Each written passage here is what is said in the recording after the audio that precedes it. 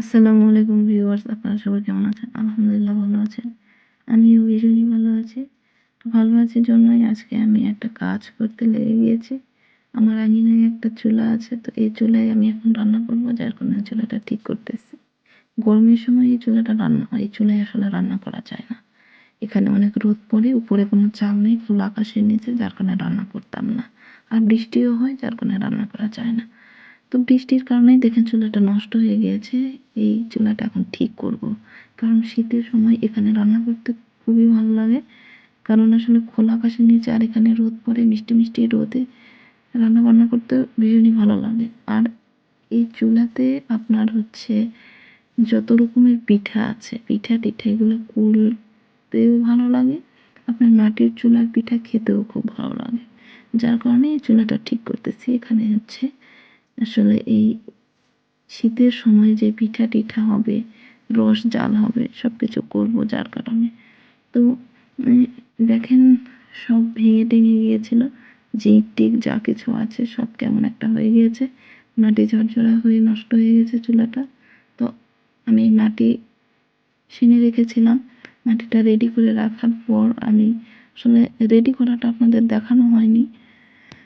তো অন্য কোনো একটা দিন যখন আবারও চুলা হচ্ছে নুড়ি দিতে আসবো, আপনাদেরকে দেখাবো অবশ্যই। কারণ মাটির চুলা যে কোনো সময়ই ভেঙে যায়, রান্নাবান্না করতে আসলেও অনেক সময় মাটি টাটি খুলে যায়, তখন আবারও করতে হয়, তখন দেখিয়ে দেবো ইনশাল্লাহ। তো দেখেন আস্তে আস্তে কত সুন্দর করে মাটি লাগাচ্ছি। ওই পাশেও হয়ে গিয়েছে, আর একটু বাকি আছে। অনেকগুলো মাটি রেডি করছিলাম, আসলে সব মাটি লেগে গেল। চুলার ভেতরেও তো খুলে গিয়েছিল, যার কারণে চুলার ভিতরটাতেও মাটি লাগাতে হয়েছে। এই সাইড সুইড সব কিছুতেই মাটি লাগাতে হচ্ছে। দেখেন মাটিটা রেডি করে রেখেছি, তারপরও মানে শক্ত করে মানে মাটিটা মাখতে হয়, কারণ তা না হলে আসলে এইরকম ঝিক আসলে সুন্দর করা যায় না শক্ত মাটি ছাড়া। হাতে একটু করে পানি নিয়ে নিয়ে মাটিগুলো লাগাচ্ছি। দেখেন কত সুন্দর করে। আমি আসলে পারতাম না এভাবে করতে, তো শ্বশুরবাড়ি এসে সবার দেখে দেখে শিখে গিয়েছি ইনশাল্লাহ। দেখেন হয়ে গিয়েছে আমার মাটি লাগানো, কত সুন্দর করে মাটি লাগালাম। এরপর যে এই যে সাইডগুলো আছে, এই সাইডগুলো বৃষ্টির পানি পড়ে পড়ে খারাপ হয়ে গেছে।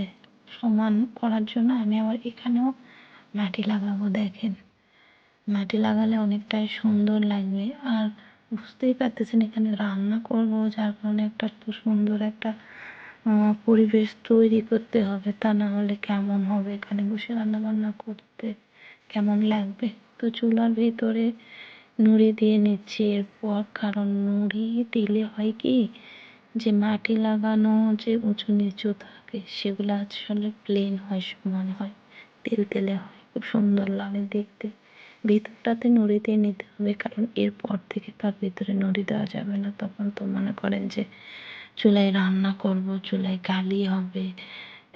এটা হচ্ছে আজকে দিয়ে নিলাম, কারণ বৃষ্টির পানি পড়ে পড়ে চুলাটা যে হয়ে নষ্ট হয়ে গিয়েছিল, সেটার জন্য সব ঠিকঠাক করে নিলাম। এরপর রোদ পেয়ে পেয়ে যেন চুলাটা সুন্দরভাবে শুকিয়ে যায়। এরপর দেখেন সব নুড়ি দিয়ে নিচ্ছি, আশপাশটা সব সুন্দর করে নুড়ি দিয়ে নেওয়ার পর আমি হচ্ছে আপনার এটা মানে শুকানোর জন্য অপেক্ষা করব, কারণ না শুকালে তো চুলায় এখন রান্না করা যাবে না। সামনে কয়েকদিনের মধ্যে আমাদের বাড়িতে মেহমান আসবে, আমার ননদ আসবে, তখন ইনশাল্লাহ এখানে আমি যে পিঠা টিঠার আইটেমগুলো করবো আপনাদের সঙ্গে অবশ্যই শেয়ার করব। তো দেখেন মানে আমার কমপ্লিট হয়ে গিয়েছে প্রায় নুড়ি দেওয়া। দেখেন কত সুন্দর করে নুড়ি দিয়েছে, সব ঝকঝক তকতকে হয়ে গিয়েছে। ইনশাল্লাহ পরের ভিডিওতে আপনাদের সঙ্গে দেখা হবে।